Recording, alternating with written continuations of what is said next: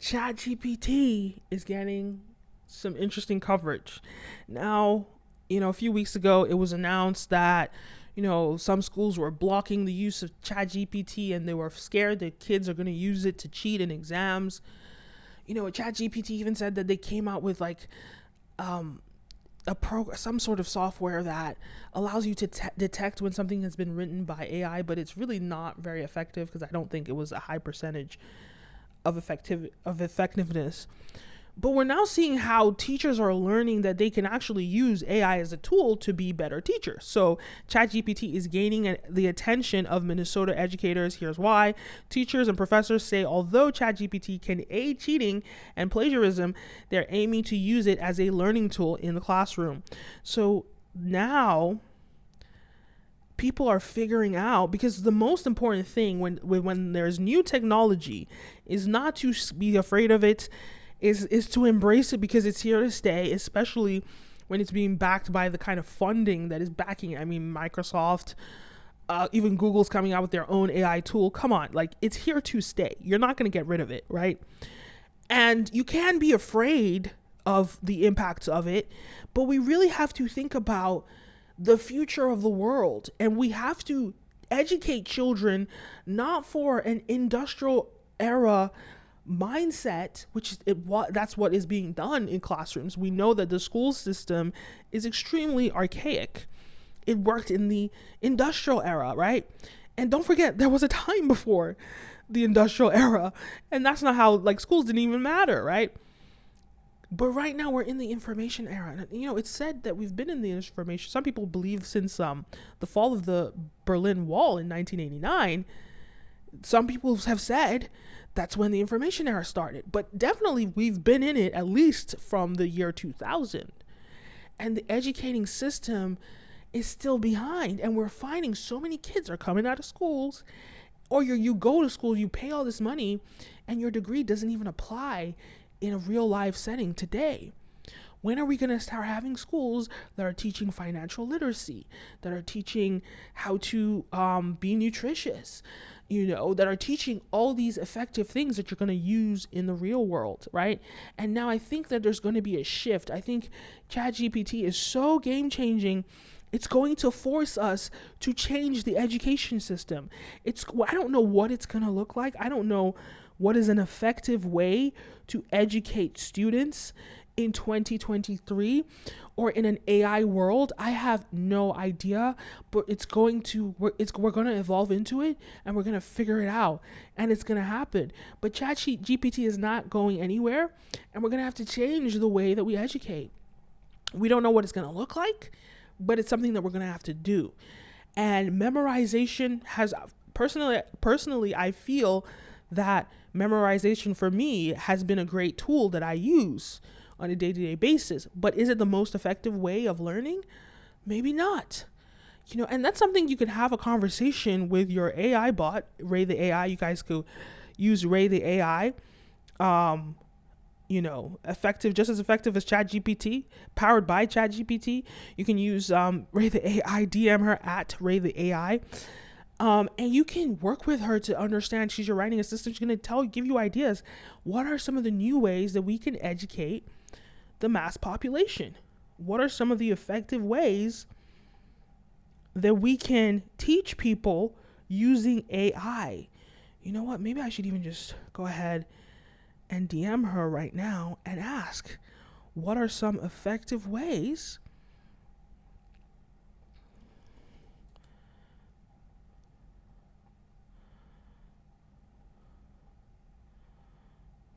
Okay, let me ask her, what are some effective ways to educate children in an AI world? Let's see what she says. And it's just so important for us, Okay, so let me see what she says. Let me tell you. I want to show you guys what she's saying here. She's saying Educating children in an AI world can involve teaching them about the fundamentals of AI technology and helping them to understand the implications of their own lives. Utilizing digital tools such as interactive applications, virtual reality, and augmented reality can be great ways to open up these discussions and for children to explore and interact with AI.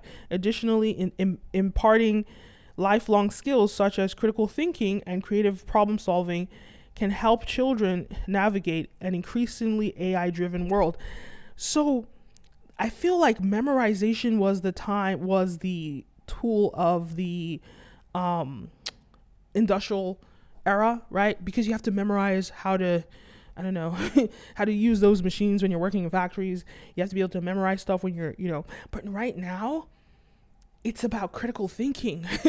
Right now it's about all the things that, was mentioned, It's not just about memorization anymore. It's about lifelong skills, because we're seeing that the education has failed us in probably the most important thing we're going to have to learn to exist on the planet right now, which is have money, have financial literacy. Obviously your health as well. So your health, your financial literacy, all those things are not taught in schools. You have to go outside and read books to learn about those things now. But in school, you learn things that you're never going to use. Quantum physics and all these other stuff. Like, you're never going to use it unless you're going to, most people are not going to use it. You're learning algebra and all this stuff. Who's going to use that? Sure, all those things were important tools in helping certain people, join the tech world and all that stuff. And those things taught problem solving. But there are ways to teach problem solving in a more practical, real life way. And I think that AI is going to offer that tool of teaching people how to interact with the world in real life. And so I think that teachers need to embrace it. Teachers need to accept that AI is here to stay, and we need to adjust the educational system. So schools are banning ChatGPT, but an OpenAI exec says the technology is a vital tool in improving learning in classrooms. So teachers need to embrace this. OpenAI CTO shares her thoughts on ChatGPT's place in education in an interview with Times Magazine. She said she believes generative text can offer a personalized education. No, stop that. To its users. Several school systems and universities have banned ChatGPT for fear of academic dishonesty, reports say. So this is not surprising that this is happening now, but times are going to have to change. People are going to have to adjust. People are going to have to realize that, look, this thing is here to stay. What can we do now? What can we do now to use this tool that, most importantly, we have to think about utility, and we have to think about how we live our lives in the current ecosystem that we're in. Right now, people are using ChatGPT to make so much more money than they were able to before. People are applying technology to generate so much more income. Back in the industrial era, you had to go get a job. Your employer would keep you in the job for all your life most of the time.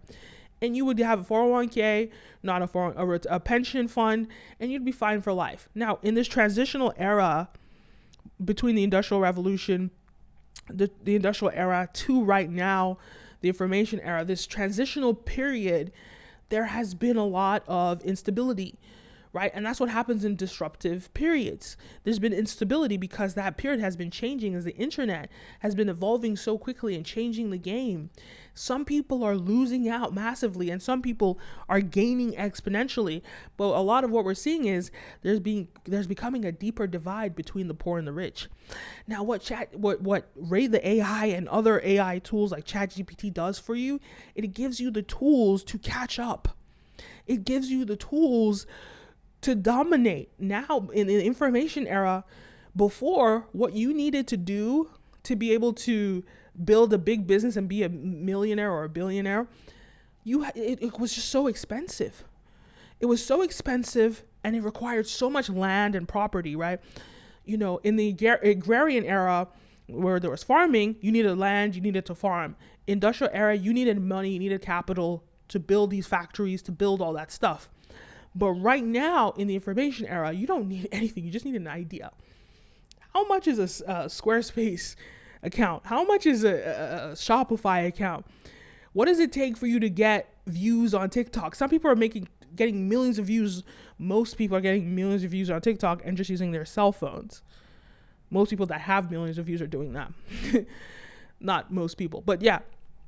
People are using their cell phones as just little tools, and they're reaching the world, and they're making millions of dollars. There have never been more millionaires as there are right now. It's never been easier to be a millionaire as it is right now. And so we have to look at the present time, the current landscape, and get more people on board with the information era. And the way that you do that is teaching them how to leverage tools like Ray the AI, like ChatGPT. You teach them how to leverage these tools to sustain their livelihood, in the current world. Because like it or not, we need money to survive.